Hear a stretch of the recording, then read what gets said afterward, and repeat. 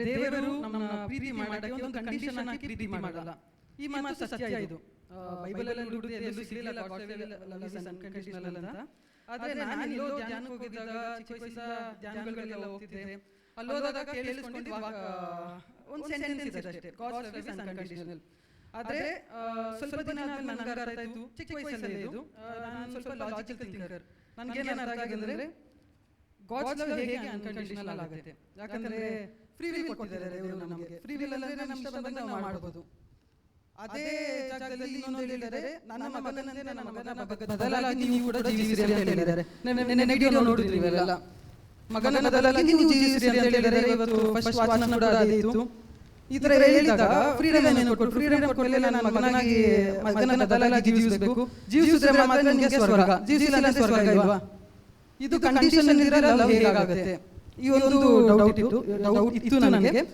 ಈ ಡೌಟ್ ಅಲ್ಲೇ ಆಲ್ಮೋಸ್ಟ್ ನನ್ನ ಈ ಇಷ್ಟು ವರ್ಷಗಳು ಕಳ್ಕೊಂಡ್ಬಂದು ಈಗ ಒಂದು 2 ವರ್ಷದಿಂದ ಸತ್ಯ ಅರ್ಕೊಂಡಿದ್ದೀನಿ ಏನಂತ. ಅದನ್ನ ನನ್ನ ಸಾಕ್ಷಿಯಾಗಿ ನಿಮಗೆ ಹೇಳಬೇಕಂತ ಇವತ್ತು ಇಲ್ಲಿ ನಿಂತಿದ್ದೀನಿ. ನನ್ನ ಹೆಸರು ಸಚಿನ್, ಬೆಂಗಳೂರಿಂದ. ಒಂದು ಚಿಕ್ಕ ಫ್ಯಾಮಿಲಿ, ಅಪ್ಪ ಅಮ್ಮ ತಮ್ಮ ಎಲ್ಲರೂ ಅಣ್ಣ ಅಂತಾರೆ, ನನ್ನ ತಮ್ಮ ಇದ್ದಾನಷ್ಟೇ.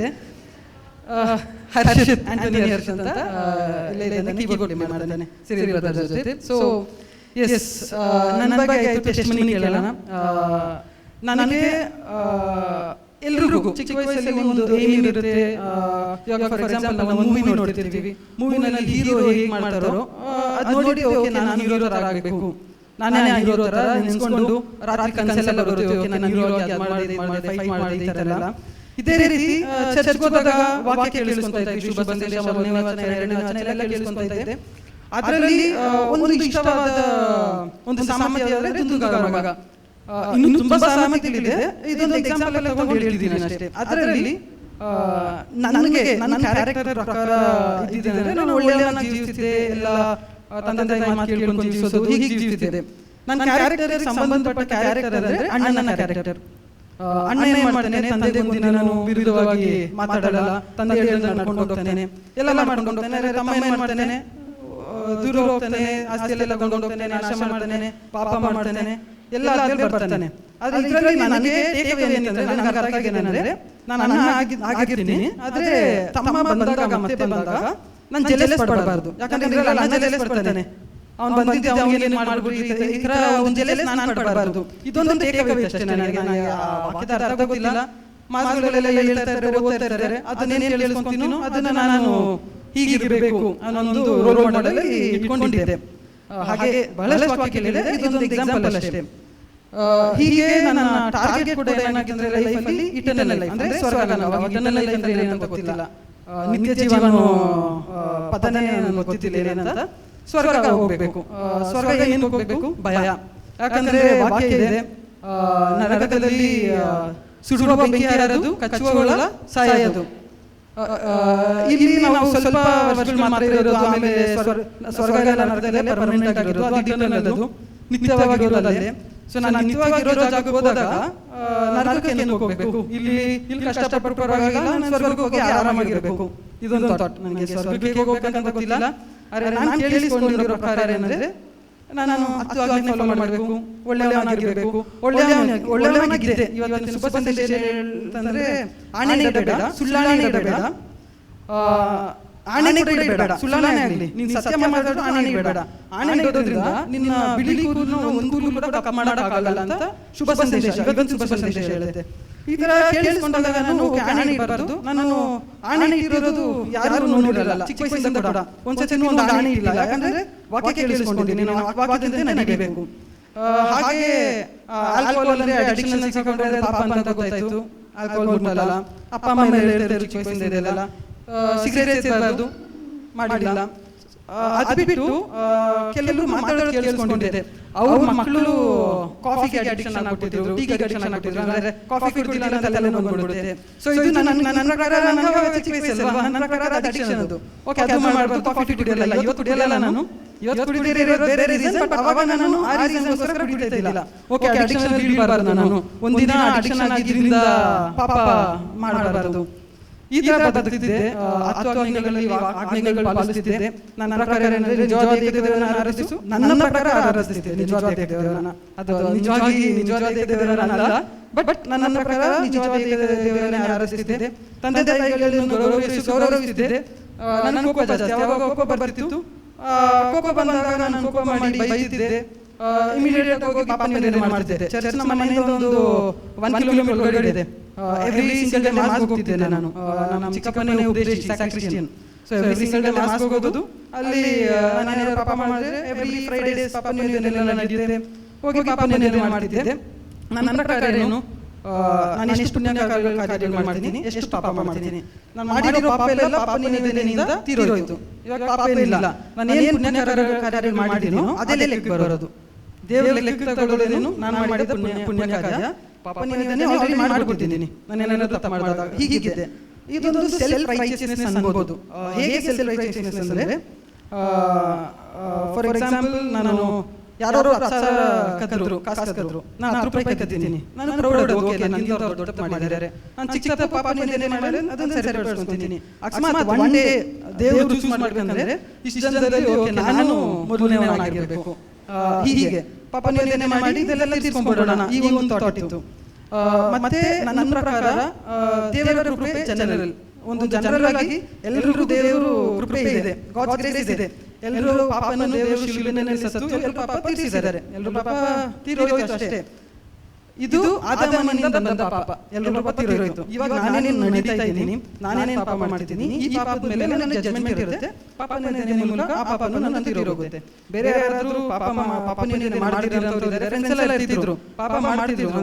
ಮುಂದೆ ಫೋನ್ ನೋಡೋದಾಗಲಿಲ್ಲ, ತುಂಬಾ ಸ್ಮೋಕ್ ಮಾಡೋದು, ಡ್ರಿಂಕ್ಸ್ ಮಾಡೋದು, ತುಂಬಾ ಫ್ರೆಂಡ್ಸ್ ಎಲ್ಲ ಮಾಡ್ತಿದ್ರು.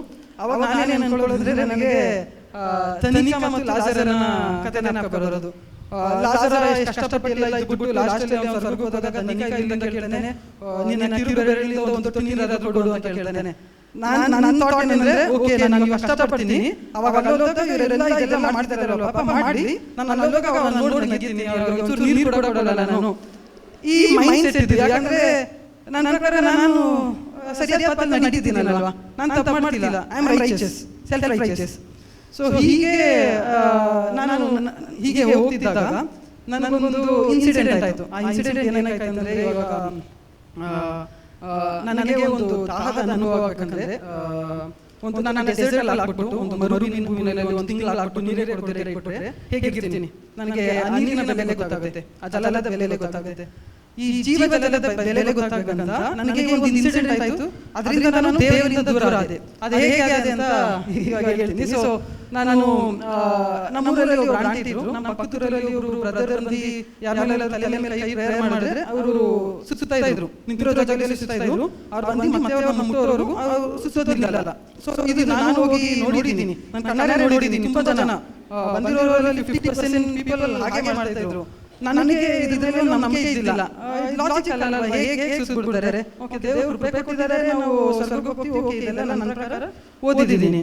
ಬೈಬಲಲ್ಲಿ ಓದಿಲ್ಲ ಅಲ್ವಾ, ಅಂದ್ರೆ ಎಲ್ಲೂ ಕೇಳಿಸ್ಕೊಂಡಿಲ್ಲ, ತಲೆ ಕೈ ಸುತ್ತಬಿಡ್ತಾರೆ ಇದೆಲ್ಲ ಗೊತ್ತಿಲ್ಲ. ಆದ್ರೆ ಈ ಆಂಟಿ ಜೊತೆ ನಾನು ಏನ್ ಮಾಡಿದೆ, ಒಬ್ರು ಮನೆಗೆ ಪ್ರೇಯರ್ ಹೋಗ್ತಿದ್ದೆ, ತುಂಬಾ ಸತಿ ಹೋಗಿದ್ದೀನಿ. ಒಬ್ರು ಮನೆಗೆ ಪ್ರೇಯರ್ ಹೋದೆ, ಅಲ್ಲಿ ಆಂಟಿ ಏನ್ ಮಾಡಿದ್ರು, ಅವ್ರಿಗೆ ಪ್ರೇಯರ್ ಮಾಡೋ ಮುಂಚೆನೇ ಹೇಳಿದ್ರು, ಪ್ರೆಗ್ನೆಂಟ್ ಅವರು, ಅಂದ್ರೆ ಪ್ರೇಯರ್ ಕರೆದವರು ಪ್ರೆಗ್ನೆಂಟ್. ಅವ್ರ ಮನೇಲಿ ಏನು ಕಷ್ಟ ಗೊತ್ತಿಲ್ಲ, ಅವ್ರಿಗೆ ಏನೋ ಭಯ ಇತ್ತು, ಅದರಲ್ಲಿ ಅವ್ರು ಕರೆದಿದ್ರು. ಇವರು ಪ್ರೇಯರ್ ಮಾಡೋ ಮುಂಚೆ ಹೇಳಿದ್ರು, ನಾನು ನಿಮ್ಮ ತಲೆ ಮೇಲೆ ಕೈ ಪ್ರೇಯರ್ ಮಾಡುವಾಗ ನೀವು ಸುತ್ತಬೇಕು, ನಾನು ಮತ್ತೆ ನಿಲ್ಲೋ ಅಂದಾಗ ನಿಲ್ಲಿ ಅಂದ್ರು. ಇವರು ತಲೆ ಮೇಲೆ ಕೈ ಪ್ರೇಯರ್ ಮಾಡೋರು ಸುತ್ತಾ ಇದ್ದಾರೆ, ಪ್ರೆಗ್ನೆಂಟ್ ಬೇರೆ. ಒಂದು 7 ದಿನ ಸುತ್ತಾದ್ಮೇಲೆ ಈ ಆಂಟಿ ಅವರು ಹೇಳಿದ್ರು, ಓಕೆ ನೀವು ನಿಲ್ಲಿಸಿ, ಪ್ರೆಗ್ನೆಂಟ್ ಬೇರೆ ಅಲ್ವಾ, ತಲೆ ಸುತ್ತಬಿಡುತ್ತೆ ಅಂತ ತೋರಿಸಿದ್ರು. ಇದು ನೋಡಿದ್ರೆ ನನಗೆ ಅಲ್ಲಿ ಇರಕ್ಕಾಗಲಿಲ್ಲ. ಅಂದ್ರೆ ನನಗೆ ಮುಖ ಮುಚ್ಕೋಬೇಕು ಅಂತ ಇಲ್ಲಿ ಏನು ಬಂದೆ ನಾನು ಇಂಥ, ಅಂದ್ರೆ ಇಲ್ಲಾಜಿಕಲ್ ಥಿಂಗ್ಸ್. ನನಗೆ ಅವಾಗ ಟೀನೇಜ್ ಬೇರೆ ಅಲ್ವಾ, ಆ ಟೈಮಲ್ಲಿ ಇಂಥದ್ದೆಲ್ಲ ನೋಡಿದ್ರೆ ನನಗೆ ಒಂಥರ ಅಸಹ್ಯ. ನಾನು ಎಲ್ಲಾದರೂ ರಿಟ್ರೀಟ್ ಹೋದ್ರೆ ಡ್ಯಾನ್ಸ್ ಕೂಡ ಮಾಡ್ತಿದ್ದಿಲ್ಲ. ಇದೆಲ್ಲ ಒಂಥರ ಏನು ಡ್ಯಾನ್ಸ್ ಮಾಡಿದ್ರೆ ನನ್ನ ದೇವರು ಆಕ್ಸೆಪ್ಟ್ ಮಾಡ್ಬೋದು, ಇಂಥ ಒಂದು ಥಾಟ್ ಪ್ರೊಸೆಸ್ ಅಲ್ಲಿ ಅವರು ಅದು ಹೇಳಿದ್ದೆ. ನನಗೆ ಅವಾಗ ಏನು ಅನ್ಸಿತ್ತಂದ್ರೆ, ಇಲ್ಲಿ ಜನ ಇನ್ಕ್ಲೂಡಿಂಗ್ ಬ್ರದರ್ಸ್, ಇರೋ ಬ್ರದರ್ಸ್ ಸ್ಪೀಚ್ ಎಲ್ಲ ಮಾಡ್ತಾರಲ್ವಾ, ಅವ್ರ ಬಗ್ಗೆ ಅದೇ ಥಾಟ್ ಬಂದಿದ್ದು. ಏನಂದ್ರೆ ನೇಮ್, ಫೇಮ್, ಮನಿ, ಈ ಮೂರಿಂದ ಹೋಗೋರೇ ಈ ಲೋಕದಲ್ಲಿರೋ ಜನ ಇಲ್ಲ. ಏನಂದ್ರೆ ಇವಾಗ ಆಂಟಿ ಅದು ಮಾಡಿದ್ರಿಂದ ಅವ್ರಿಗೆ ಒಂದು ಹೆಸರು ಬಂದಿರ್ಬೋದು, ಇಲ್ಲ ಅವ್ರಿಗೆ ದುಡ್ಡು ಕೊಟ್ಟಿರ್ಬೋದು. ಎರಡರಲ್ಲೂ ಒಂದು ಕಾರಣಕ್ಕೋಸ್ಕರ ಹೋಗಿ ತಲೆ ಮೇಲೆ ಕೈ ಇಟ್ಟು ಸುತ್ತಿದ್ದಾರೆ. ಜನ ಏನು ದುಡ್ಡು ಕೊಡ್ತಾರೆ, ಲಾಜಿಕ್ ಇಲ್ಲ ಅಲ್ವಾ? ಜನ ಏನು ದುಡ್ಡು ಕೊಡಬೇಕು, ಅವ್ರ ಭಯ. ಅವರಲ್ಲಿ ಏನಂದ್ರೆ ಓಕೆ ದೇವರಲ್ಲೇ ಒಂದು ಭಯ ಕ್ರಿಯೇಟ್ ಮಾಡ್ಬಿಟ್ಟಿದ್ದಾರೆ ಎಲ್ಲರೂ. ನಂಗೂ ಅಷ್ಟೇ ಚಿಕ್ಕ ವಯಸ್ಸಿಂದ ದೇವರನ್ನ ಭಯ ಕ್ರಿಯೇಟ್ ಮಾಡಿದ್ರು. ದೇವ್ರ ಭಯ ಇರಬೇಕು ಅಂತ ಆ ಒಂದು ಇದರಲ್ಲೇ ಬಂದಿದ್ದು. ಭಯದಿಂದ ಓಕೆ ನನಗೆ ಇದಾಗಬೇಕು, ಓಕೆ ನಾನು ಪ್ರೇಯರ್ ಮಾಡಿಸ್ಕೊಂಡಿಲ್ಲ ಅಂದ್ರೆ, ಪ್ರೇಯರ್ ಮಾಡಿಲ್ಲ ಅಂದ್ರೆ ನನ್ನ ಮಗ ಫೇಲ್ ಆಗ್ಬೋದು, ಮದುವೆ ಆಗಲ್ಲ, ನನಗೆ ಅದು ಇದು ಕಷ್ಟ ಸಾಲ ಇರಲ್ಲ. ಸೊ ಈ ತರ ಜನರ ಭಯನ ಈ ಪ್ರೇಯರ್ ಮಾಡೋರೆಲ್ಲ ಯೂಟಿಲೈಸ್ ಮಾಡಿಕೊಂಡು ಅದರಿಂದ ನೇಮ್ ಮಾಡ್ಕೊಂಡಿದ್ದಾರೆ, ಇಲ್ಲ ಹಣ ಮಾಡ್ತಿದ್ದಾರೆ.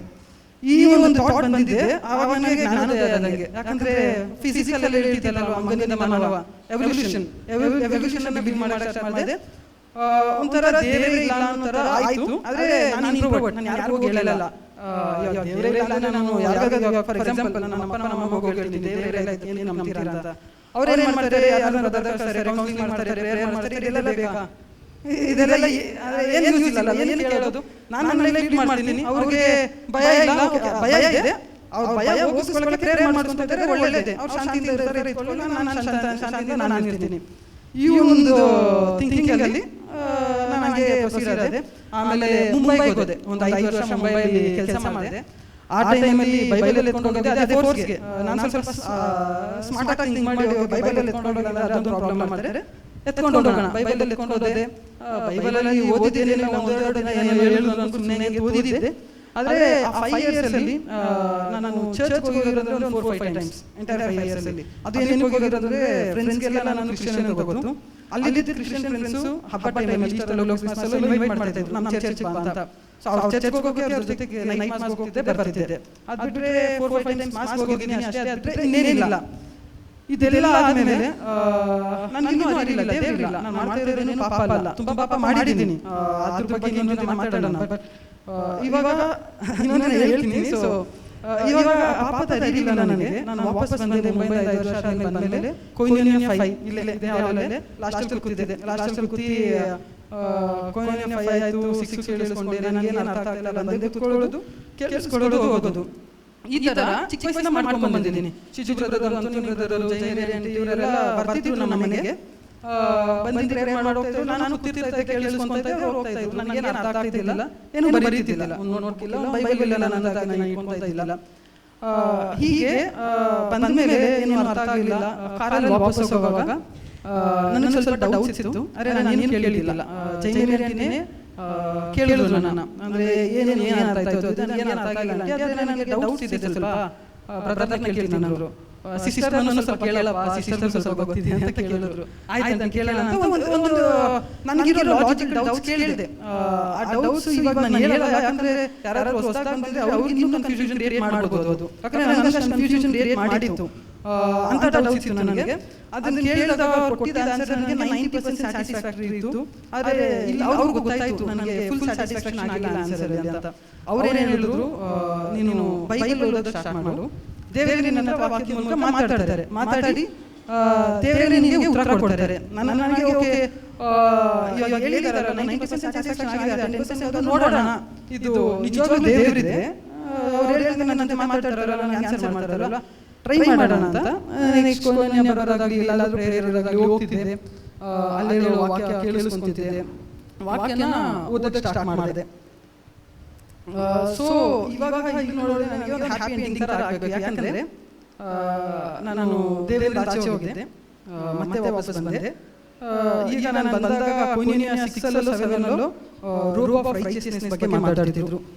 ಯೆಶಾಯ 61:10 ದೇವರು ನೀತಿವಂತಿಕೆ ನಿಲುವಂಗಿಯನ್ನು ನಮಗೆ ತೋರಿಸಿದ್ದಾರೆ, ಅದು ದೇವರ ಕೃಪೆಯಿಂದ ನಮಗೆ ಬಂದಿರೋದು ಅಂತ ಮಾತಾಡ್ತಿದ್ರು. ನನ್ನ ಪ್ರಕಾರ ಏನು, ನಾನು ಇನಿಷಿಯಲಿ ನಾನು ದೊಡ್ಡ ಮಗ ಆಗಿದ್ದೆ, ಆದರೆ ಇವಾಗ ನನ್ನ ಪ್ರಕಾರ ನಾನು ಚೇಂಜ್ ಆದೆ. I am no more that elder son. ನಾನು ಕಿರಿಯ ಮಗ, ದುಂದುಗಾರ ಮಗ. ನಾನು ದೇವರಿಂದ ಆಚೆ ಹೋದೆ, ವಾಪಸ್ ಬಂದೆ. ದೇವರು ನನಗೆ ಏನು ಮಾಡಿದ್ದಾರೆ, ರೋಪ್ ಆಫ್ ರೈಚಿಯಸ್ನೆಸ್ ಹಾಕಿದ್ದಾರೆ. ಅಲ್ಲಿ ಕೇಳಿಸ್ಕೊಂಡಿರೋದು ನನಗೆ ಅದನ್ನ ಅರ್ಥ ಮಾಡಿದೆ. ಅದು ಗ್ರೋತ್ ರಿಲೇಟೆಡ್ ಆಗಿರೋದ್ರಿಂದ ಗ್ರೋತ್ ಅಲ್ಲಿ ಹೇಳಿದ್ರು. ನಾನು ಇಮಿಡಿಯೇಟ್ ಆಗಿ ಬಂದಾಗ ನನಗೆ ಅರ್ಥ ಆಯಿತು, ಓಕೆ ದೇವರು ನನಗೆ ನೀತಿವಂತಿಕೆ ಒಂದು ನಿಲುವಂಗಿಯನ್ನು ನನಗೆ ತೋರಿಸಿದ್ದಾರೆ, ರಕ್ಷಣಾ ಕವಚ ನನ್ನ ಮೇಲಿದೆ. ಈಗ ನಾನು ನೀತಿವಂತನು, ಓಕೆ ದೇವರ ಕೃಪೆಯಿಂದ. ಆ ಕೃಪೆಯನ್ನು ನನ್ನ ಪ್ರಕಾರ ಜನರಲ್ ಆಗಿ ಎಲ್ರಿಗೂ ಕೃಪೆ ಇದೆ, ನನಗೂ ಕೃಪೆ ಇದೆ. ಇದೊಂದು ಅರ್ಥ ಆಯ್ತು, ಒಂದು ಹ್ಯಾಪಿ ಎಂಡಿಂಗ್ ಆಗಬೇಕಾಗಿತ್ತು. ಆದರೆ ಇಲ್ಲ, ಇನ್ನೂ ಇದೆ. ಯಾಕಂದರೆ ನಾನು ವಾಕ್ಯ ಓದೋಕೆ ಸ್ಟಾರ್ಟ್ ಮಾಡಿದೆ. ವಾಕ್ಯ ಓದೋಕ್ಕೆ, ಕೇಳಿಸ್ಕೊಳ್ಳೋಕ್ಕೆ, ಬರ್ಕೊಳ್ಳೋಕ್ಕೆ, ಬರ್ದಿರೋದು ಮತ್ತೆ ಡೌಟ್ಸಿರೋದು ಕೇಳೋದು, ಈ ಥರ ಸ್ಟಾರ್ಟ್ ಮಾಡಿದೆ. ಹೋಗ್ತಾ ಹೋಗ್ತಾ ಹೋಗ್ತಾ ನನಗೆ ಅರ್ಥ ಆಗಿದೆ ಅಂದರೆ, ನಾನು ತಮ್ಮ ಆಗಿದ್ರೆ ನನಗೊಂದು ಅಣ್ಣ ಇರಬೇಕು. ಅಣ್ಣ ಯಾರು ಅಂತ ವಾಕ್ಯ ಓದುವಾಗಲೇ ನನಗೆ ಅರ್ಥ ಆಯಿತು. ಅಣ್ಣ ಯಾರಂದರೆ ರೋಮನ್ಸ್ 8:29 ಓದ್ತಿರೋ ಯಾರು?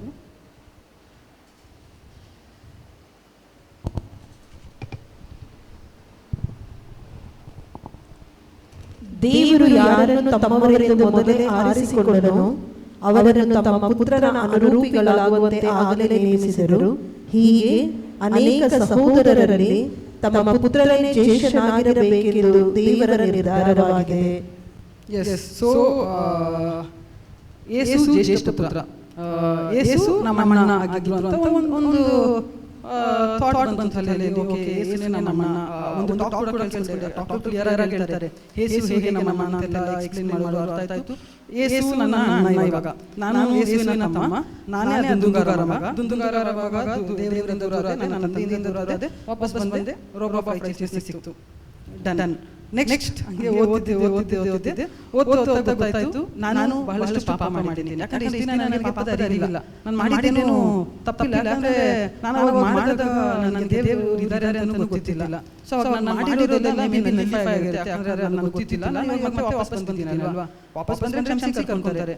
ಅವಾಗ ನನಗೆ ಗೊತ್ತಾಯ್ತು ನಾನು ಒಂದು ದುಂದುಗಾರರ ಮಗ ಆಗಿದ್ದಾಗ ದುಡ್ಡಿನ ಗರ್ವದಲ್ಲಿ ಹೋಗಿ ಲೋಕದೊಳಗೆ ವಿಚಾರ ಮಾಡಿದೆ, ಸುಳ್ಳು ಹೇಳಿದೆ, ಕೊಲೆ ಮಾಡಿದೆ, ದುಡ್ಡು ಖಾಲಿಯಾದಾಗ ಇತರರ ಹೋಗಿ ದುಡ್ಡು ತಗೊಂಡೆ, ಸಾಲ ಮಾಡಿದೆ, ಅವರಿಂದ ದೂರ ಓಡೋದೆ. ಇನ್ನೂ ಕಷ್ಟ ಬಂದಾಗ ಇದರ ಮನೆಗಳಿಗೆ ಹೋಗಿ ಕದ್ದೆ, ಊಟ ಕದ್ದೆ, ಅವ್ರದ್ದು ಹಣ ಕದ್ದೆ. ಈ ಥರ ಚಿಕ್ಕ ಚಿಕ್ಕ ತಪ್ಪುಗಳು, ನಾನು ಮಾಡಿರೋ ತಪ್ಪುಗಳು ನನಗೆ ಬಂತು. ನಾನು ದುಂದುಗಾರರ ಮಗ, ದುಂದುಗಾರನ ಒಂದು ಅವ್ರು ಮಾಡಿದ ಕಾರ್ಯದಲ್ಲಿ ನಾನು ಹೇಳ್ತಿದ್ದೆ ಅಷ್ಟೇ. ಇದು ನಾನು ಮಾಡಿದ ಒಂದೊಂದು ತಪ್ಪು ಕೂಡ ನನಗೆ ಮನವರಿಕೆ ಆಗಕ್ಕೆ ಸ್ಟಾರ್ಟ್ ಆಯಿತು. ಎವ್ರಿ ಸಿಂಗಲ್ ಡೇ ನಾನು ಓದಷ್ಟು ನಾನು ಏನೇನು ತಪ್ಪು ಮಾಡಿದ್ದೀನಿ, ಹೇಗೆ ಮಾಡಿದ್ದೀನಿ, ಅದು ನಾನು ಮಾಡಬಾರ್ದಿತ್ತು. ಅದು ಮಾತ್ರ ಅಲ್ಲ, ನಾನು ದೇವರ ವಾಕ್ಯವನ್ನು ಉಲ್ಲಂಘಿಸು ಪಾಪ, ನನ್ನ ತಂದೆಯ ವಿರುದ್ಧ ನಡೆದೇ ಪಾಪ. ಅದ್ರ ಜೊತೆಗೆ ನಾನು ಈ ತಪ್ಪುಗಳು ನಾನಾಗಿ ಮಾಡಿದ್ದೀನಿ. ಅದ್ರ ಜೊತೆಗೆ ದೇವರು ನನ್ನ ತಂದೆ ಇದು ಮಾಡು ಅಂತ ಹೇಳಿದರೆ ಅದನ್ನು ಮಾಡ್ತಿರೇ ಇದ್ದೀನಿ. ಅದು ಪಾಪ ಅಂತ ಒಂದು ನನಗೆ ಮನವರಿಕೆ ಆಯಿತು. ಈಗ ಪಾಪಕ್ಕೆ ಸಂಬಳ ಇದೆ. ಪಾಪಕ್ಕೆ ಸಂಬಳ ರೋಮ 6:23 ಮರಣ. ಪಾಪಕ್ಕೆ ಒಂದು ಸಂಬಳ ಇದೆ ಅಂತ ಗೊತ್ತಾಯ್ತು, ಮರಣ ಅಂತ ಗೊತ್ತಾಯ್ತು. ನಾನು ಸಾಯಲೇಬೇಕು. ನಾನು ಪಾಪ ಮಾಡಿದ್ದೀನಿ, ನನಗೆ ಬೇರೆ ಆಪ್ಷನ್ ಇಲ್ಲ, ಸಾಯಲೇಬೇಕು. ಆದರೂ ನನ್ನ ತಂದೆನ ಆಕ್ಸೆಪ್ಟ್ ಮಾಡಿದ್ದಾರೆ, ನಾನು ಬಂದಿದ್ದೀನಿ, ನನಗೆ ರೋಬ್ ಆಫ್ ರೈಚಿಯಸ್ನೆಸ್ ಸಿಕ್ಕಿದೆ. ಓಕೆ ಆಯಿತು. ಇದು ಅರ್ಥ ಆದಮೇಲೆ ನನಗೆ ಗೊತ್ತಾಯಿತು ನಮ್ಮ ಅಣ್ಣ ಒಂದು ಲೆಟರ್ ಬರೆದಿದ್ರು.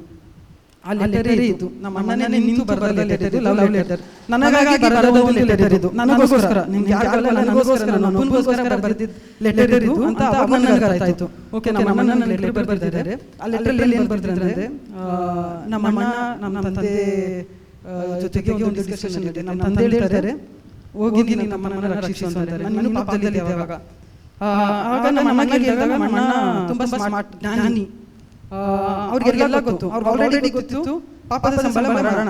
ಅದು ಅವ್ರ ಅಪ್ಪನೇ ಮಾಡಿರೋ ಆಜ್ಞೆ, ಅದು ಪಾಪದ ಸಂಬಳ ಮರಣ ಅಂತ ಅವ್ರಿಗೆ ಗೊತ್ತಿತ್ತು. ಈಗ ನಮ್ಮ ಅಣ್ಣಗೆ ಇರೋ ಅಧಿಕಾರದಲ್ಲಿ ಅವ್ರಿಗೆ ಅವ್ರ ಮಾತು ಎಷ್ಟು ಅಧಿಕಾರ ಇದೆ, ಅವರು ಮಾತಾಡಿದ್ರೆ ಸಾಕು ನನ್ನ ಹಿಂದೆ ಹಿಂಬಾಲಿಸಿದ ಜನರು ನನ್ನ ಬಿಟ್ಟು ಹೋಗ್ತಾರೆ. ಯಾಕಂದ್ರೆ ಈ ಲೋಕ ನನ್ನ ಸಾಯಿಸಬೇಕಂತ ಕಾಯ್ತಿತ್ತು, ನಾನು ಪಾಪ ಮಾಡಿದ್ದೆ. ಆ ಥರ ಕಾಯ್ತಿದ್ದಾಗ ನಮ್ಮ ಅಣ್ಣ ಅವ್ರಿಗೆ ಗೊತ್ತಿತ್ತು ನಾನು ರಕ್ಷಣೆ ಹೊಂದಬೇಕಂದ್ರೆ ಒಂದೇ ಮಾರ್ಗ, ನಾನು ಸಾಯಬೇಕು. ಅವರ ಮಾತಿನಿಂದ ಅವ್ರು ಮಾಡಬಹುದಾಗಿತ್ತು, ಅವರ ಮಾತಿನಿಂದ ಅವ್ರು ಹೇಳ್ಬೋದಾಗಿತ್ತು, ಓಕೆ ನಮ್ಮ ಬೇಡ ಅಂತ ಹೇಳಿದ್ರೆ ಒಂದು ಮಾತಿನಿಂದ ನಾನು ಮುಗಿರಾಗಬಹುದಾಗಿತ್ತು. ಬಟ್ ಒಂದಿನ ಮತ್ತೆ ನಾನು ಬೀಳ್ದೆ, ಮತ್ತೆ ಸಾಗೋಗ್ತಿದ್ದೆ. ಇದೊಂದೇ ಕಾರಣಕ್ಕೆ ನಮ್ಮ ಅಣ್ಣ ಮಾಡಿದ್ರು, ಅವ್ರು ಹಾಕೊಂಡಿರೋ ಬಟ್ಟೆ ಬಿಚ್ಚಿ ಎತ್ತಿಟ್ಟು ನನ್ನ ಹಳೆ ಬಟ್ಟೆನ ಎತ್ತಾಕೊಂಡ್ರು. ನಮ್ಮ ಅಣ್ಣನ ಹಳೆ ಬಟ್ಟೆ ಎತ್ತಾಕೊಂಡು ಲೋಕಕ್ಕೆ ಹೋದ್ರು. ನಾನು ಎಲ್ಲಿ ದುಂದುಗಾರರ ಮಗ ಆಗಿ ಎಲ್ಲಿ ಪಾಪ ಮಾಡಿದ್ನೋ ಆ ಜಾಗಕ್ಕೆ ನಮ್ಮ ಅಣ್ಣ ನನ್ನ ಸ್ಥಾನದಲ್ಲಿ ಹೋದ್ರು. ಅವ್ರು ಹೋದಾಗ ಲೋಕ ಇಮಿಡಿಯೇಟ್ ಆಗಿ ಗುರುತಿಸ್ತು, ಯಾರಂತ ಸಚಿನ್ ಅಂತ. ಯಾಕೆ? ಆದಿಕಾಂಡ 1:26. ನನ್ನ ತಂದೆ ನನ್ನನ್ನು ನಮ್ಮ ಅಣ್ಣನ ರೂಪದಲ್ಲಿ ಸೃಷ್ಟಿ ಮಾಡಿದ್ರು. ನಮ್ಮ ಅಣ್ಣ ನನ್ನ ಬಟ್ಟೆ ಹಾಕೊಂಡು ಹೋಗಿದ್ದೆ, ಲೋಕ ಹೆಂಗ್ ಗುರುತಿಟ್ಟಂದ್ರೆ ಇವನು Sachin, is no more Jesus, ಇವನು ಸಚಿನ್ ಅಂತ ಗೊತ್ತಿಡಿತು. ನಾನು ಚಿಕ್ಕ ತಪ್ಪುಗಳು ಮಾಡಿದೆ ಅಲ್ವಾ, ಆ ಚಿಕ್ಕ ತಪ್ಪುಗಳು ಮಾಡಿದವರೆಲ್ಲ ಹಣ ಕದ್ದೆ, ಊಟ ಕದ್ದಿದೆ, ಆ ಜಾಗದಲ್ಲೆಲ್ಲ ಹೋಗಿದ್ರು, ಕಾಲೆಲ್ಲ ತುಳಿದ್ರು, ಒದ್ರು, ನಾನು ಕಾಸು ಎತ್ಕೊಂಡು ಅವ್ರು ಸಾಲ ಮಾಡಿ ಕೊಟ್ಟಿರೋದೆ, ಅವ್ರಿಗೆ ಲಾಸ್ ಆಗಿತ್ತು, ಅವರು ಚಾಕು ಎತ್ಕೊಂಡು ಕುಯ್ದ್ರು, ಚಿತ್ರಹಿಂಸೆ ಕೊಟ್ಟರು. ನಾನು ದೊಡ್ಡ ದೊಡ್ಡ ಪಾಪ ಮಾಡಿದ್ದೆ, ಲೋಕದೊಡನೆ ವಿಚಾರ ಆಗಲಿ, ಕೊಲೆ ಆಗಲಿ, ಇದು ಮಾಡಿದವರೆಲ್ಲ ಏನು ಮಾಡಿದ್ರು, ನಮ್ಮ ಅಮ್ಮನ ಕೊಂದಾಕ್ಬಿಟ್ರು, ಸಾಯಿಸ್ಬಿಟ್ರು. ನಮ್ಮ ಅಮ್ಮ ಇವಾಗ ಇಲ್ಲ, ನನಗೆ ನನ್ನ ಮತ್ತೆ ಬಂದಾಗ ನಮ್ಮ ಅಮ್ಮ ಇಲ್ಲ, ನನಗೆ ಈ ಲೆಟರ್ ಮೂಲಕ ನನಗೆ ಗೊತ್ತಾಗ್ತಿರೋದು ಈಸ್ ನೋ ಮೋರ್. ಆದರೆ ಇವತ್ತು ನನಗೆ ಅರ್ಥ ಆಗಿದೆ, ವಾಕ್ಯದ ಮುಖಾಂತರ ನನಗೆ ಅರ್ಥ ಆಗಿದೆ ಅಂದರೆ, ಇವತ್ತು ನಾನು ಹಾಕೊಂಡಿರೋ ಬಟ್ಟೆ, ನಮ್ಮ ಅಣ್ಣ ಅವತ್ತು ಬಿಚ್ಚಿಟ್ಟಿರೋ ಬಟ್ಟೆ, ರೋಬ್ ಆಫ್ ರೈಚಿಯಸ್ನೆಸ್. ಅಲ್ಲಿ ಹೋಗಿ ನಮ್ಮ ಅಣ್ಣ ನಾನು ಕೊಟ್ಟಿಲ್ಲ ಅಂತಿದ್ರೆ today I would have been dead, ನಾನು ಇಲ್ಲಿ ಇರ್ತಿದ್ದಿಲ್ಲ. ಈಗ ನಾನು ಹಾಕಿರೋದು ಗ್ರೇಸ್. ಈ ಗ್ರೇಸ್ ನನಗೆ ಮೊದಲೇ ಅರಿವಿತ್ತು, ಏನಂದ್ರೆ ಎಲ್ರಿಗೂ ಗ್ರೇಸ್ ಇದೆ ಅಂತ. ಆದರೆ ಅವತ್ತಿದ್ದು ನನಗೆ ಅರಿವೇನೆಂದರೆ ನಾನು ಜನರಲ್ಗೆ ಗ್ರೇಸಲ್ಲಿದ್ದೆ, ಆದರೆ ಇವತ್ತು ನಿಜವಾದ ಗ್ರೇಸಲ್ಲಿದ್ದೆ, ನಿಜವಾದ ಒಂದು ಕೃಪೆಯಲ್ಲಿ ನಾನು ಬದುಕಿದ್ದೀನಿ ಅಂತ ಇವತ್ತು ನನಗೆ ಒಂದು ಮನವರಿಕೆ ಆಯಿತು. ಹೀಗೆ ಲಾಸ್ಟಲ್ಲಿ ನಮ್ಮ ಅಣ್ಣನ ಕೊನೆಯ ಒಂದು ಮಾತು ನನಗೆ ಗೊತ್ತಾಯಿತು, ಏನಂದರೆ ಒಂದು ಕೊನೆಯ ಆಸೆ ನಮ್ಮ ಅಣ್ಣ ಬರೆದೋಗಿದ್ದು. ಇಂದಿನ ಮೊದಲನೇ ವಾಚನ 2 ಕೊರಿಂಥ 5:15.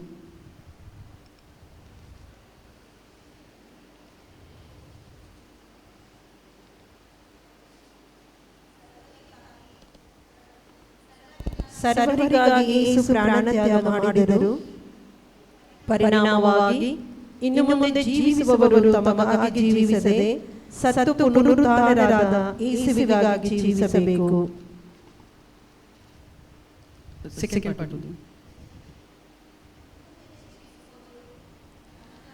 ಸರ್ವರಿಗಾಗಿ ಯೇಸು ಪ್ರಾಣತ್ಯಾಗ ಮಾಡಿದರು, ಪರಿಣಾಮವಾಗಿ ಇನ್ನು ಮುಂದೆ ಜೀವಿಸುವವರು ತಮಗಾಗಿ ಜೀವಿಸದೆ ಸತ್ತು ಪುನರುತ್ಥಾನರಾದ ಯೇಸುವಿಗಾಗಿ ಜೀವಿಸಬೇಕು.